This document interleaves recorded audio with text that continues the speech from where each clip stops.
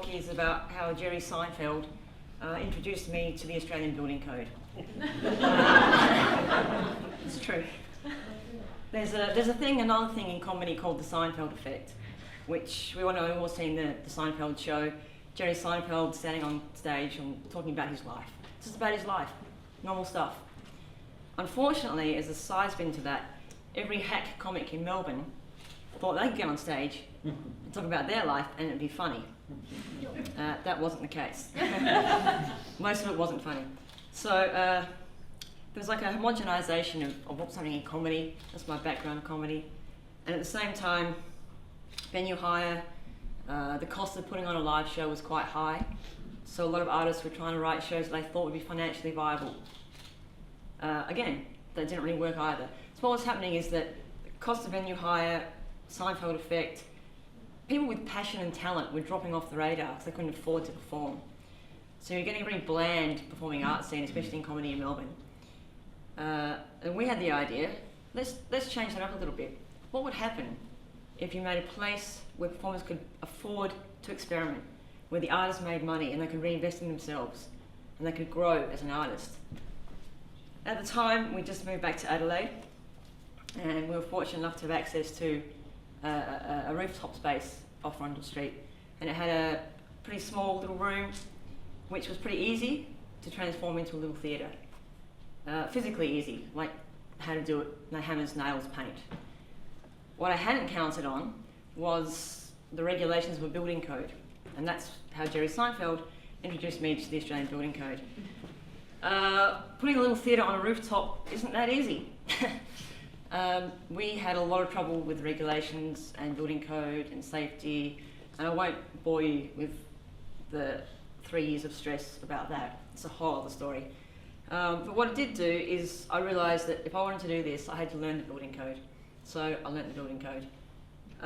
When we moved from the rooftop, because that building got developed, for us to maintain our ethic of getting the artists cheap venue hire so they could afford to perform, we had to have cheap rental, low overheads. The only way we could get low overheads was to find crappy buildings.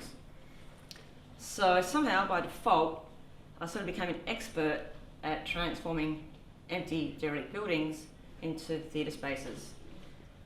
Sorry, just check my notes here.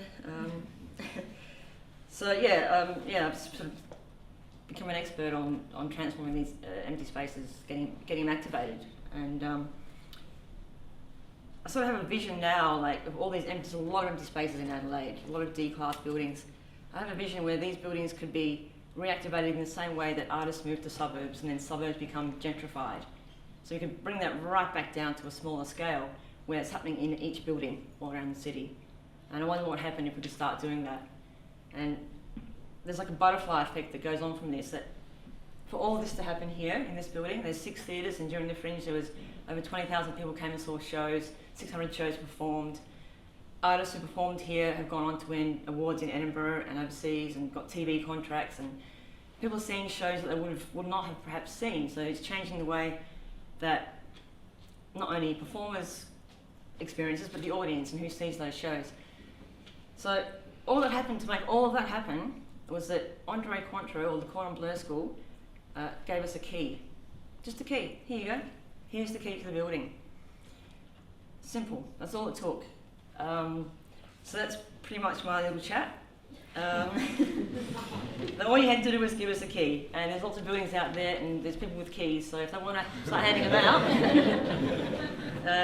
happy to take them. So just in conclusion, it's, I guess the summary is like, just take an action, just do something, just start something, because you never know where that's going to take you and what the flow-on effect will be. So, when Jerry Seinfeld was running his sitcom, he didn't know that he'd be actually activating all buildings in Adelaide. That's it, thank you.